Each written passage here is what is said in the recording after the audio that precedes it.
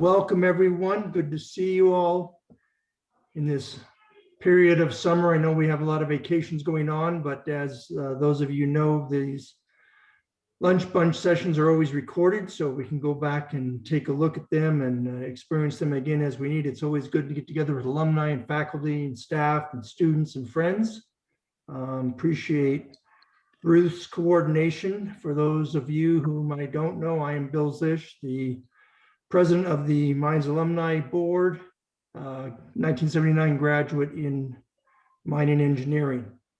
So good to see many of you again. Certainly enjoy this monthly event. This month, we're going to be spotlighting the Cornerstone design programs at Mines, a signature program that has been going on for decades now, I know, with regard to the student experience. So we're going to be welcoming, or I'll welcome right now, Yosef Alam and Chelsea Salinas, the director and assistant director of the Cornerstone program. And we're going to have them present to us. If there are any questions sent in advance, we will take care of those. Or as questions come up, you can put them into the chat room or ask them directly. But before I turn the program over, I would also just remind you that we do have these lunch bunch events every month, third Thursday. If you have ideas or interest, feel free to send them our way, and we will be able to accommodate. But with that, I will turn it over to Dr. Alam and Dr. Salinas. Thank you so much, Bill. And just a quick note, Chelsea is actually our assistant department chair, and I'm the director, but we work very closely together. Chelsea definitely contributes a ton to Cornerstone and leads the lab side.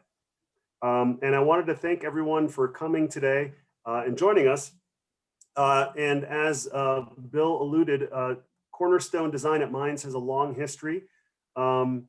If you go back to the 1970s, there was a nationwide push to get capstone programs involved in engineering programs throughout the country, as engineering degree programs became very engineering sciences based and very pencil paper based. Now, historically, that wasn't a huge problem because most engineers and applied scientists came from agriculture or already had hands-on mechanical skills before they came to college. And then in the 90s, there was a massive push from the National Science Foundation to get these Cornerstone programs started. And that's where a lot of modern day first-year engineering programs came about across the country. However, to Mines' credit, we were actually first. We kind of thought of it ourselves, I guess, in the 1980s, and we're either the first or one of the first in the United States to have a first-year engineering program. Now, what I mean by first-year engineering program is I mean a program or an experience, a learning experience for the students that allows them to actually dabble in real engineering projects their freshman year, straight out of high school traditionally for most students when they're 18 or 19 years old. Historically, this generally was not the case. Most students would come in, as many of you may be familiar, depending on when you got your STEM degrees. Most students would come in and take their calculus, their physics, chemistry, their liberal arts classes, maybe an English or writing class, etc. And they wouldn't do any real engineering until, in some cases, their junior year when they entered their majors. And so first-year engineering programs, and specifically Cornerstone Design at Mines, allows students to actually do engineering and work in teams to solve a real problem. What sets us apart from most other programs in the country is most other programs in the country are what we would call design build programs. These are many of the programs that originated in the 1990s. And design build essentially is a very bounded or constrained project where the students are kind of handed on a silver platter a project description document or a problem statement. And then the students basically work to converge on that with whatever tools they have in their limited tool set. As freshmen, they've had a couple of calculus classes, maybe physics, chemistry, et cetera. They haven't had some of their engineering sciences classes yet. They haven't had statics, dynamics, etc., thermo, things like that. And so these are still really beneficial. What makes us different at Cornerstone, and maybe only a couple of other programs in the country, is that we don't give the students the problem on a silver platter.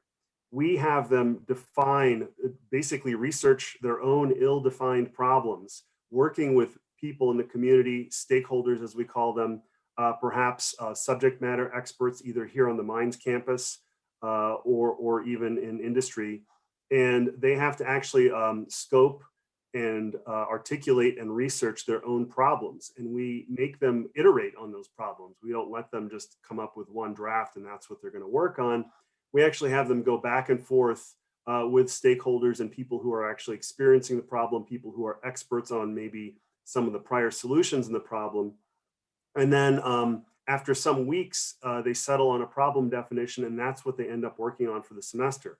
So the other thing that's unique about what we do at Mines is that each student team has a unique project that they're working on. They're not given some sort of generic or global set of, or a description or problem statement that everyone works on and converges in very similar ways.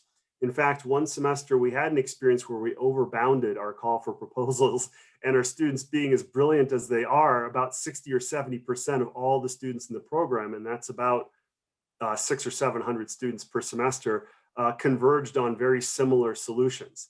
And so we learned something too, and that is that we need to have our calls for proposals be a little bit more broad. So once the students are working on these problems, we also have them validate both the problem through speaking to their stakeholders and subject matter experts and doing research. We also have them validate their proposed solutions. And they do that by building prototypes. They do that by testing prototypes. And they do that by sharing their prototypes with stakeholders and subject matter experts to get external feedback. We also have them do traditional engineering analysis. But the key feature, another key feature of the program, is they don't only do engineering analysis. We want them to always make sure that they're circling back and they have a pretty solid feedback loop with people who would be concerned parties or stakeholders, whether those people be subject matter experts, people from industry who have experience in that field, in that problem space, perhaps folks from the Mines campus, such as faculty who may have done research in that area, as well as maybe non-STEM background folks who are in the community who actually experience the problem themselves. Throughout the course of all this, they eventually are supposed to, I guess, converge after they do some divergent thinking. So it's spreading out and seeing, making sure that they've kind of uncovered all stones and making sure that they've also considered different solutions that have already been out there and why they didn't work. But then eventually, once they've settled on a direction, we want them to engage in those convergent skills that they've really worked on for most of their educational careers. And then at the conclusion of the semester, they do a very public design competition where they present their findings, they present their solutions, and they're judged. And there is a monetary award in the form of scholarships of $1,000 for first place, $500 for second place, $250 for third place, and then a special subject matter expert pick where we have non-faculty judges from industry or outside of Mines look at what the students are presenting, and then they present an award. We give them an award for that as well. I guess the important thing that happens along the course of all this is the project-based nature of the course and the desire, the innate desire of the students to find success drives their application of many other skills that we try to impart with them. For example, they're expected to exercise professional skills in terms of working in teams, providing feedback for their peers, processing the feedback and improving, writing technical reports, using visual, verbal, and written communication to present their findings and communicate with stakeholders, communicate with end users, and also their faculty. They engage in a poster industry trade fair style competition at the end. They also have oral presentations. And then they also apply a lot of the tools we try to expose them to in lab, for example, using computer-aided design, using hands-on hard workshop skills with power tools and things like that, as well as soft workshop skills, as we call them, which involve more mock-up type modeling with cardboard, X-Acto knives and hot glue and things like that. And probably the biggest opportunity for improvement or enhancement of the program would be in this area of these hands-on skills that we try to impart on them. If you recall earlier, I started by saying that, you know, historically students came from agriculture or had maybe mechanical hands-on experience when they were growing up that led them into engineering or applied science in the first place. We find that a lot of our students still have these skills, but they are a minority. The majority of students are really high aptitude, have a lot of history of success with book-based and paper-based and computer-based skills, but maybe don't have as much hands-on skills as traditional incoming students would have some decades ago. And so it's really important that these students, through the course of synthesizing their ideas and solutions in the form of prototypes, that they get exposure to instruction on how to use some of these tools, how to use some of these fabrication techniques, how to rapidly iterate and create multiple representations and models, physical models of their ideas. And it's these physical models that allows them to see whether their ideas are going to work or not. It also allows them to present these models to stakeholders and community members so that they can interact with them and give them feedback and say, oh, you know, the handle is too small, or maybe this needs to be a little lighter. So we really push our students to share out with folks and take their prototypes and their physical models to people who aren't directly involved in the program so they can get feedback and iterate on them further. So I did have a few things to share with you. It wasn't just going to be me talking the whole time, but I have a few pictures and things like that. I wanted to show you some sample student work. Before we get into that, here's an example, and I'll share my screen here, of a call for proposals. So this is the one we did just last semester. Let me see if I can select it here. Okay. So this is a typical call for proposals that we had last semester. Can you all see that? It says outdoor and adaptive at the top. Yeah, okay, great. And so this is, I'll zoom in a little so you can see it better. This is what we just did in the spring, and the students get this at the beginning of the semester.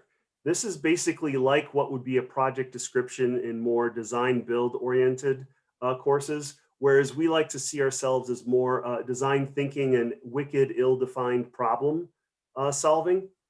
So we have many of the same features that the design build folks do, but on top of that, we have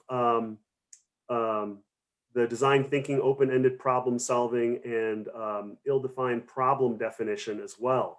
And so this is where the students really start off and they start digging in, and we give them a description, a general description of a class of problems or a class of issues out there that need to be addressed. And it's up to them to carve out their own corner in the sandbox, so to speak. We give them a lightly bounded sandbox, if you will, and they have to find a corner that you know needs attention. And so in this past semester, the students were working on, because in the fall semester we did pandemic mitigation, and everyone said they were tired of the pandemic after that. So we decided to make them do something that would send them outside, so to speak. And the students were looking for ways in which they could enhance outdoor equipment or systems to allow people to get more involved in outdoor activities, both people who do not have disabilities as well as those who do have disabilities. So some student teams, a substantial number actually, decided to dive into improving adaptive equipment and systems for people. And we had subject matter experts from the outside come and speak to the students on massive Zoom presentations where they highlighted needs. So for example, one of our subject matter experts was our very own Kevin Langlois, who is the assistant director of the Student Activity Center. And he pointed out equipment shortcomings and where there could be improvements for everyone. Whereas we also had folks who were alumni of the Craig Hospital who came and spoke of opportunities for adaptive equipment and adaptive systems to allow perhaps paraplegics to be able to hike, for example, and how there's maybe some equipment available, but it's exorbitantly expensive in the tens of thousands of dollars or more, and how a simpler, maybe more cost-effective solution would be nice, among many other things. And so we had students do all sorts of, come at this from all sorts of angles, carving out all sorts of different spaces, finding all sorts of problem-solving opportunities, if you will, throughout this space. And this is very typical of the call for proposals we give each semester, and each semester it's a different topic. And then, so here's some examples from some of our top teams from the competition. So this group, without playing the whole video, it's like 3 minutes long. You're welcome to view it on our website. It's cornerstone.minds.edu. And then you can go to the projects drop down. You can look at all sorts of projects from every semester dating back 5 or 6 years. But this is, and actually one of the benefits of the pandemic is we have all this video evidence of the students' work, which we didn't have in the past. We had all static evidence. So this is much more engaging for people who want to learn about our program. But this group created a vest that you would wear as a bicyclist. And it has sonar detection, and it detects if there's oncoming hazards from behind you, and then vibrates based on what direction the hazard is coming from. And the vibration intensity varies based on the proximity of the hazard. It actually works. It's pretty cool. And then here so this is like their idealized, maybe possible future production version. And keep in mind, these are freshmen. These are 18, 19-year-old students. And this is their prototype that they actually built. And they strapped it to one of the students' real bicycles. And you can see the Arduino, which is the electronics prototyping package that they use. And they even used our sewing machine, because this is a textile solution mixed with electronics, to build the vest. And they demonstrated it. And in the video, they show that it works. It's pretty impressive. It's way cooler than anything I did as a freshman, that's for sure. So Joseph, can I interrupt with just a quick question? Sure. Am I too long-winded? Oh, no. I have all these questions, but I just wanted to ask. So these examples, the students have a semester to do it. And when a new freshman arrives on campus, they're going to start their years here at Minds. Are they automatically enrolled in a Design at Minds program from day one, and every semester they'd have a project like this until they graduate? Or is it? We would love that. We would love that. Okay. I don't know the answer to that. So the powers that be, and let them know that how great that would be. So thank you. I should have provided a better overview. So Cornerstone Design at Minds is a core curriculum class that's required of all incoming students. And I should have stated that at the very beginning. So thank you for asking that question. It is one of the 2 bookends that is required for all Minds students in order to satisfy any degree requirement. The other bookend is a capstone experience, which I spoke of, has been around a little bit longer than Cornerstone. In fact, nationwide, it's been around since the 70s. Whereas Cornerstone, although it's been around since the 80s at Minds, only became much more prominent in the 90s and early 2000s because of the NSF. But there is a gap. You alluded to a gap in the sophomore and junior years. About 35% of our campus is required to take what we call Design 2, which is the second year Cornerstone class. And then most departments that I know of, there might be 1 or 2 exceptions, don't have a junior year design requirement. And then some departments have a non-generic Design 2 class that they offer exclusively through their department for their majors, but not all. And so probably about a decade ago, Design 1 for the freshmen and Design 2 for the sophomores used to be required for all Minds students. However, there was a desire and perhaps a need to have more discipline-specific design experiences at the sophomore level. So most majors actually broke off, and so about 60% of majors have their own major-specific version of design offered by their department. But we offer that service still to about 35% of students on campus, depending on their major for the sophomore level. However, there is an annual design experience available through our very own BSc degree, Bachelor's of Science in Engineering. It was originally the general engineering degree that was on the books, but now it's our design engineering degree. that we offer here in our department, Engineering, Design, and Society, which Chelsea could speak very well to. And so, so here's an example of yet another. I'll skip ahead. I'm not going to play the sound, but I'll skip ahead to some graphics. So this team, you can see the dog running around, redesigned dog footwear so that dogs could, it would fit multiple dogs, and they also solved the problem of the footwear sliding off of the paws, which happens all the time. So they took a feature from other athletic equipment and adapted it to doggy footwear, so that way it doesn't come off. And then it also has replaceable soles for different different applications. And so you can see that there's a pretty good quality of video production here, which is pretty impressive. And then another team from this past semester, and again, I'll skip ahead. Oops. So another team from this semester created a means for snowboarders to more safely secure snowboards to their feet, especially beginners. So that way they're less likely to fall when they're transitioning between snowboarding and other areas where they want to snowboard, without getting into too much detail there. And then finally, our subject matter expert pick. Hi, I'm John. This past semester was for an adaptive swing for children, which I'll jump ahead. So this is the solution that they said is in existence. You can see how large and cumbersome it is. And then they came up with something that's, they modeled it, and they did a lot of work with physics and mechanics to prove that it would work. They did a lot of engineering analysis, but that was coupled again with that very key stakeholder engagement. And let me just skip ahead here. We can see, okay, so there's their model.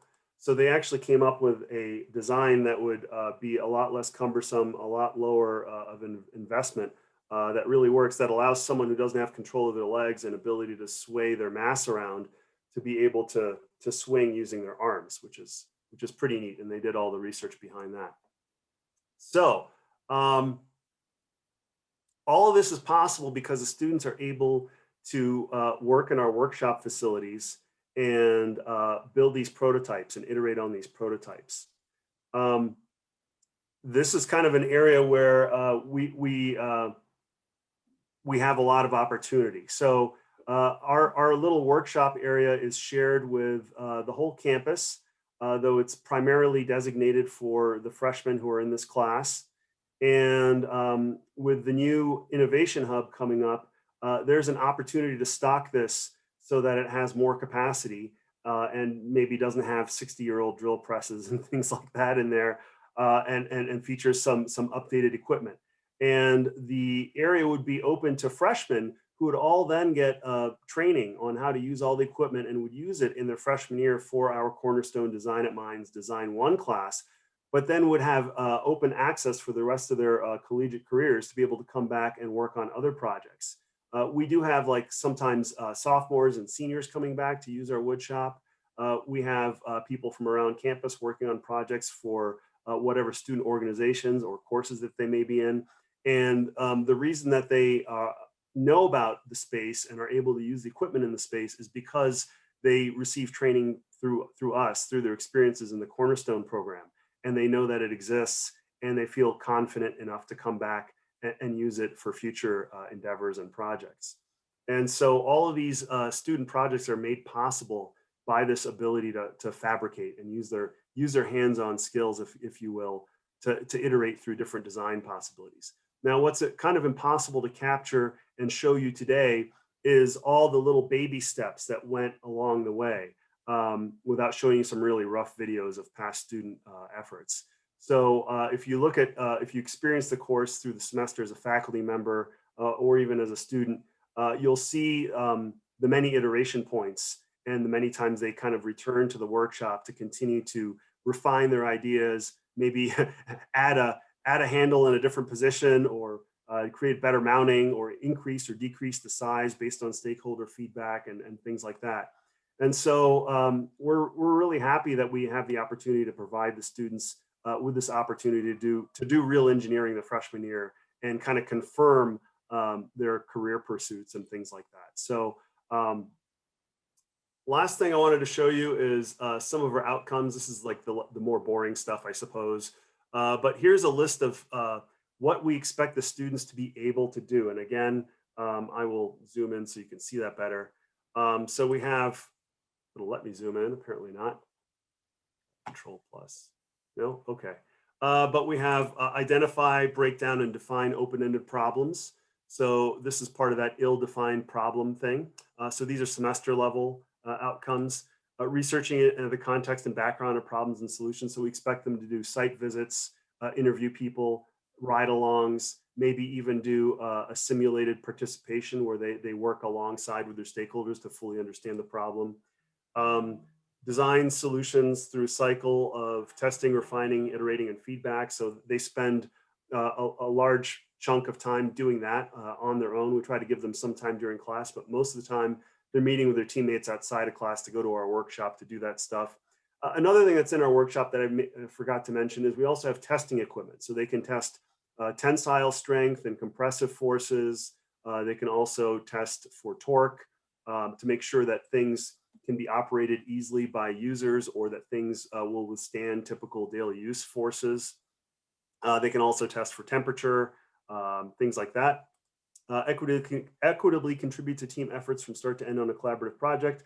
So this is where they try to divide and conquer the work in an equitable manner, but they also have the opportunity to provide each other with feedback multiple times in the semester to kind of simulate workplace practice. Apply common workplace practices, tools, and software. So this is where a lot of the professional skills come in addition to the team collaboration and feedback. We also expect them to use project planning tools, Gantt charts, project management tools, team management tools, how to organize and capture all their work in one repository where all teammates can access it, things like that. How to make decisions if they have multiple options. So these are things, you know, I certainly never covered my freshman year, some 30 years ago when I was a freshman. How to analyze risk. So we have them look very briefly at risk to the project, risk to users in terms of safety, maybe finances, like what if they invest in the project and it doesn't work, then they're out so many dollars and they can't address their problems with that money anymore. Value proposition, how to do kind of a very simple payback, how many years to pay back given dollars saved on a design idea if people decide to invest in that. How to communicate and pitch their ideas in a variety of formats, verbal, visual, oral, also how to receive information through those forms of communication from others through interviews and things like that, and professional email communications, how to communicate their ideas through sketching, how to iterate on ideas through sketching, and then a bunch of lab topics that we cover. So it's not just about the design process itself and synthesizing a solution to a problem that's ill-defined. It's also about how you get to that finish line and how you deal with people and how you interact with others and how you apply those professional tools. And so we like to say that the project kind of drives the students' intrinsic motivation to apply those skills rather than a bunch of weekly paper-based homework assignments. So in order to be successful in the projects, they have to apply these skills throughout the duration of the project to find success. So that's kind of what I wanted to share with you. I'm happy to take any questions. I'm sorry if that was a little bit long-winded, but I wanted to give everyone a good overview of what it is we do, because I know it is a non-traditional first-year engineering class if you look back more than 10, 20 years ago, in most schools anyway. Then Chelsea, was there anything I missed? Is there anything you wanted to add? No, I mean, I think you covered it really well. So yeah, any questions? And in the meantime, I'll see if I can dig up some pictures of our existing workspace. Hi, I'm Steve McCandless, class of '63. So this is far away from this. how do you put the teams together? Are the teams randomly assigned, or do they choose themselves? So this has been kind of a a problem that many programs have experienced. There's been many ways to do it. So what we used to do is we used to make sure that we didn't isolate women and minorities, and make sure that we had like diversity of majors and disciplines and things like that. Nowadays, we mostly focus with this newer generation. They all seem to work really well together. So we mostly focus on schedules. Student schedules are really important because they do have to put in a lot of hours outside of class. So they really need to be able to meet outside of class. So that's probably number one. And number two is diversity of discipline. So we don't want 4 or 5 computer science majors together on the same team. Nothing against that major, not picking on them, but we would also wouldn't want 5 chemical engineers on the same team. So we'd like to see a mix of different ways of approaching problems and different interests and areas of expertise, I guess, on this team. What's the team size? 5. There's also some faculty who will pitch the call for proposal to the students, and then they will have the students actually converge on a topic that they like. So the students kind of come up with ideas for a problem that they want to focus on, and then they'll use that as a teaming strategy. Yeah, and so a lot of that is faculty prerogative too, faculty preference. So but those are the 2 main ways we do it. Yosef and Chelsea, in addition to, you gave a very thorough rundown of what the expectations and requirements are. And I happened to notice you didn't hone in on it, but they do have a budget to work with. Right. Once an idea is formed and they start to build on it, do they work with their stakeholders, or are there companies who sponsor or underwrite the costs for their project? That's a great question. So in capstone design, certainly, especially because the budgets are much larger. But for the freshmen, we give them a $100 budget that they split amongst themselves, which is logistically a lot easier on us, especially with 700 students per semester. But it's actually a pretty good deal for them too. And I'm not trying to sell the idea. It really is, because an average college textbook in engineering costs a heck of a lot more than $100, and it's a piece, not spread across the team, right? And so it ends up costing them about $20 each for the project materials and things like that. And in exchange, we don't have any textbook requirements. I think other than the $20, they spend like $5 total on like a composition book to take notes in, and maybe a few other small materials and things like that.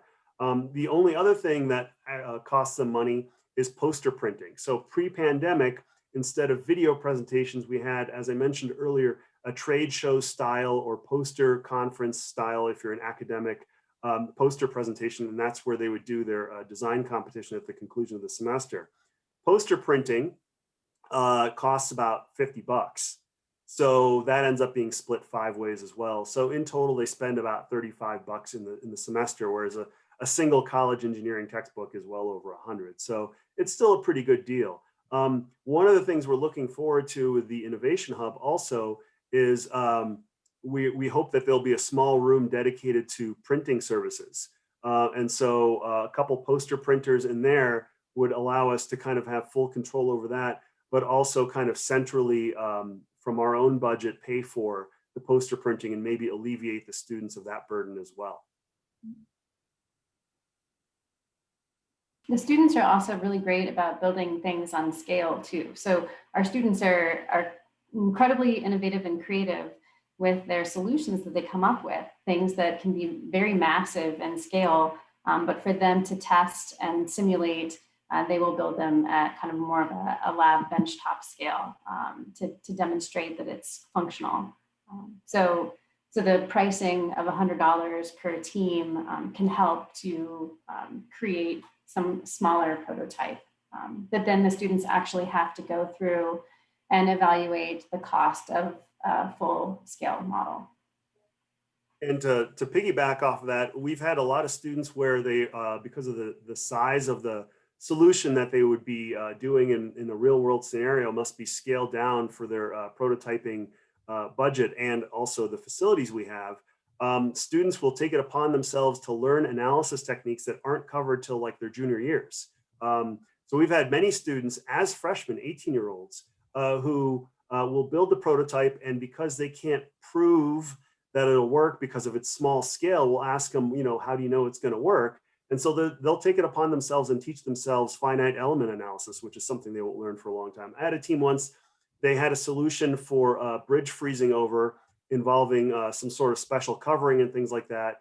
And so we asked them about crosswinds and how do you know that the added profile on the existing bridge isn't going to make it dangerous or hurt its longevity or something like that. And so one of the students on the team took it upon themselves to learn how to do a fluidics simulation by talking to other professors on the Mines campus.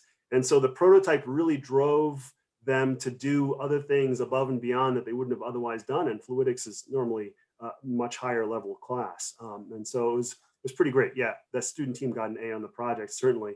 But it was really neat to see them kind of go way above and beyond the first year level, the freshman level, as a result of their experiences in the project. And that's something you can't really do with a traditional segregated class with paper-based assignments that isn't so hands-on. So again, the project really drives the building of their skills, and that's really what's great about it. Yosef Bills this year, where do you see most of your problems, challenges that you're going to put to the students? Where do they come from, or how do you source them? Where do you find most of them coming from? So we're blessed with a very diverse group of faculty. With 700 or so students per semester, we offer about 26. And in fact, this coming fall, we're setting a new record for enrollment. We're going to have 30 sections of this class in just the fall alone, and probably another 25 plus in the spring. And so as you can imagine, we have a large number of faculty that we need to teach those classes. Only about a third of the classes are taught by permanent faculty like Chelsea and myself and others, some of our colleagues. And then the other 2/3 of these sections are taught by people who are either retired engineers and applied scientists, or people who are still working full-time and want to give back and teach a class on the side from all sorts of industry. We have people from NREL, we have people who had their own structural engineering consulting companies. We have people from all over. All these folks really are able to contribute great ideas. So at the end of every semester, when we send out our scheduling survey for what time do you want to teach next semester, the last question is always, give us some ideas. What are some pressing and contemporary problems or problem spaces that we should have the students look into? And so far, we've had a pretty good wealth of ideas. If you look on our website, you can see they're quite varied. We've had things from food deserts in localized communities to pedestrian and bicyclist fatalities and accidents. Colorado, as of a couple of years ago anyway, ranked #2 in the country for number of fatalities and accidents involving motor vehicles per capita. We've had, what else have we had? We've had urban infrastructure. We've done plastic pollution in waterways and shorelines, all sorts of stuff. So we don't really have any limits on the types of projects we'll have the students tackle. The only thing we want to make sure is that they are contemporary, they are of concern, and they are broad enough. There's a big enough box to put them in where students can carve out their own kind of self-constrained corner in the sandbox to work on. So that way we have a good variety of projects and not a bunch of students kind of converging on the same solutions.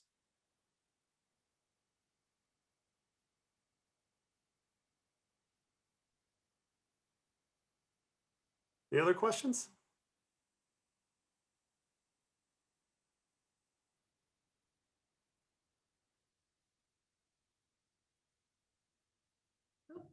Yosef, oh, I thought you froze there, but you're good.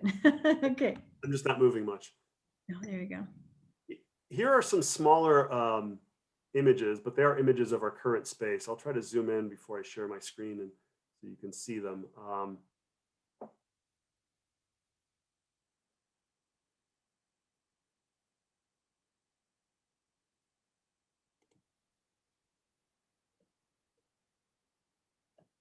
Okay, let's it's just going to have to do. All right.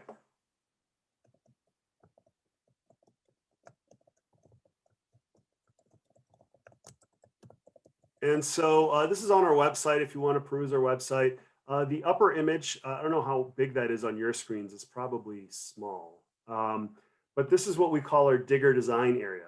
So pre-pandemic and hopefully post-pandemic, this is a non-secured area as long as you have a Mines ID card. So as long as you're a member of the Mines community, meaning your faculty, staff, or student with an active Mines ID, you can just scan in from the outside and walk in here in the upper image. And we have workspaces, hot melt glue guns, stuff that's not super expensive, and also stuff that's not super dangerous that people can use unattended. X-Acto knives are probably the most dangerous thing we have there, maybe soldering irons. And so people can come in and out as they please between 7 a.m. and 10 p.m. and access this place to work on whatever projects they like. So it's all just hand tools, clamps, maybe a few hand saws, measuring equipment, stuff like that, and space to work on it all.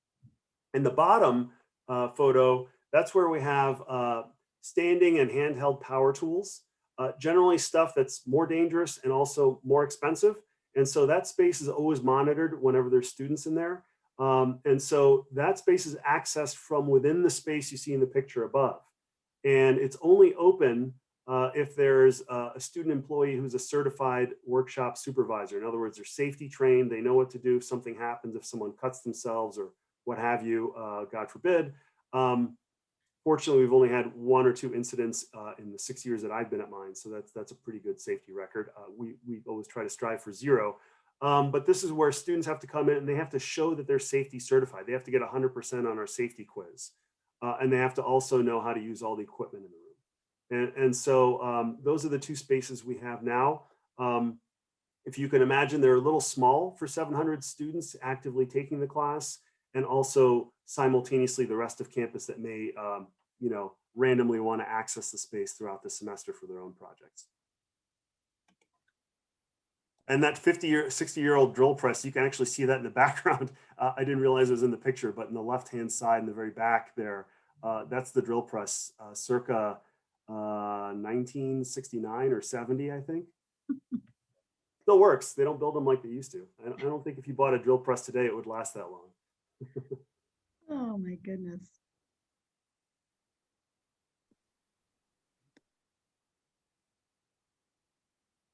Very cool.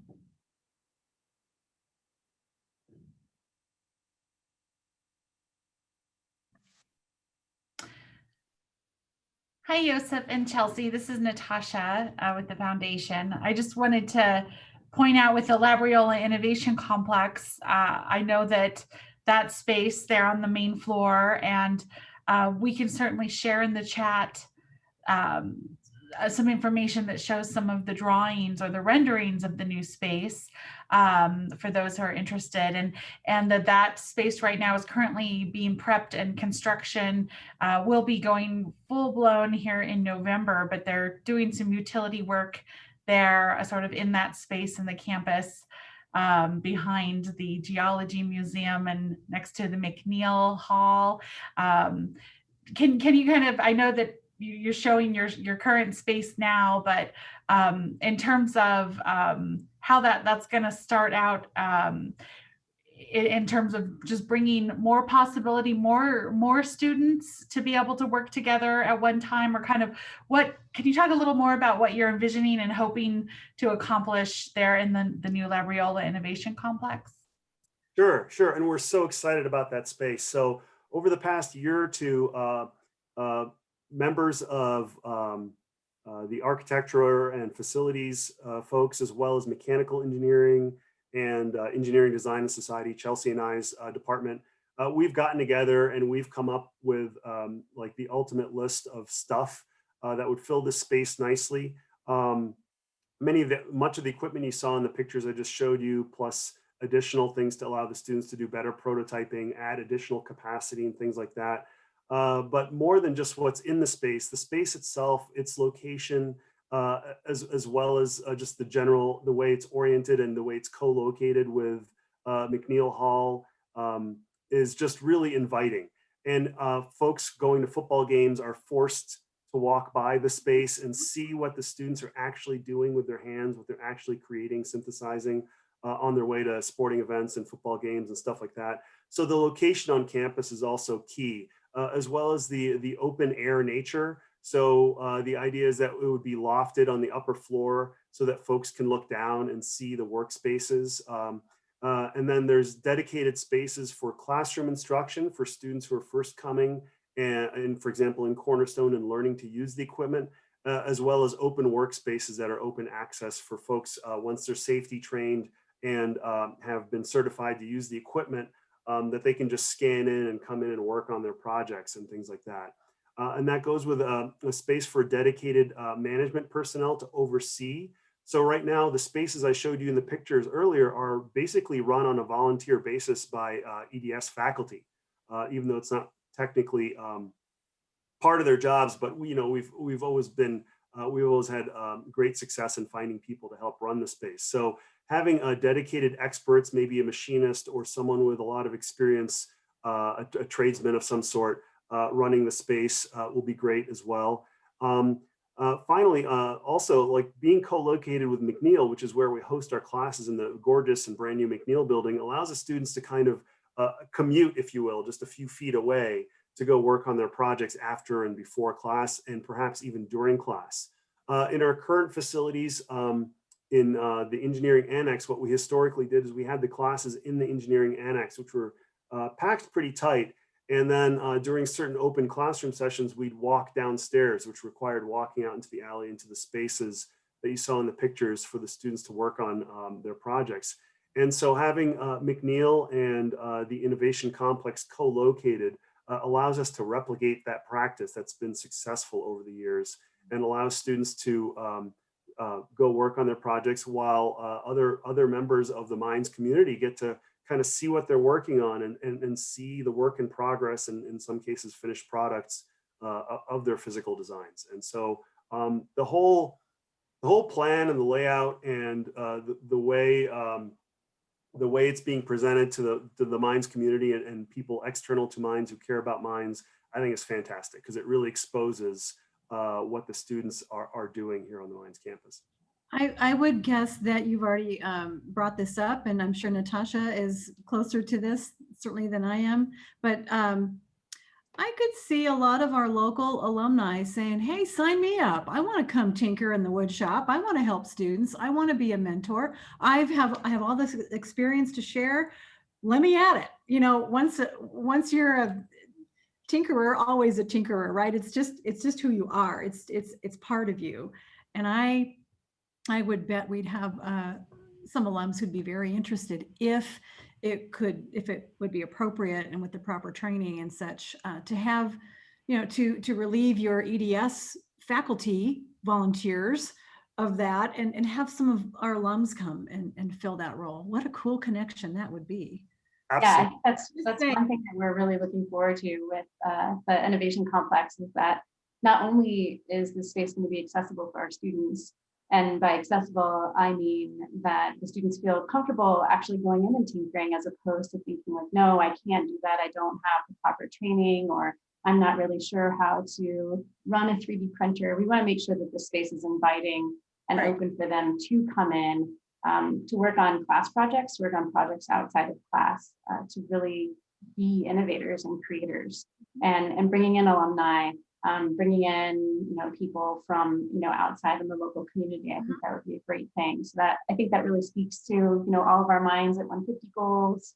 I think that the fact that our Cornerstone students will also be kind of bumping shoulders with our capstone students who are going to be housed together in the same space, which is different than what they currently are. Right now, they have two separate workspaces.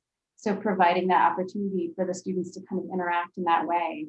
And for our freshmen, our Cornerstone students to see, oh, this is where I will get to after 4 years of my career here at Minds. And this is what I could build in the future. So I think all of those things together will make this space just really fantastic. And further to your point, Ruth, historically, we've always relied on diverse industry expertise and experiences from our faculty, both permanent faculty and adjunct faculty. And you're right, this is another opportunity for their involvement. And it's really what kind of helps shape the direction of Cornerstone and the types of projects the students end up doing and the types of content that we may choose to include in our very tight semester, and which types of content are maybe, you know, less appropriate versus more appropriate. So it's yet another opportunity to get them involved. I am so excited that you guys were here today to join us and share the excitement. I mean, the new building coming online, all these new opportunities for volunteers and for our alumni. What a great time to be at Mines, right? Super cool. I don't want to wrap us up prematurely, but it's getting to be almost 1 o'clock, and I wouldn't be doing my job if I didn't give a plug for next month's program while I have you all here on the line. So I'll do that real quick, and then I'm going to turn it back to Bill for some closing remarks. But many of you are regulars. You come every month to Lunch Bunch. If this is your first Lunch Bunch, we hope you'll come back. Everything is posted on our website at weare.mines.edu. And if you click on events, you'll find Lunch Bunch right there. Next month, we're excited to provide an overview of what fall sports are going to look like on campus. And we'll hear from some of our coaches, a little mini panel about what they're going to be managing, how to bring everybody back safely, what the season looks like. So yeah, with the return to campus, that's a big question on everyone's mind. So we hope you'll join us. You will receive a reminder the day before, so you'll have the link handy.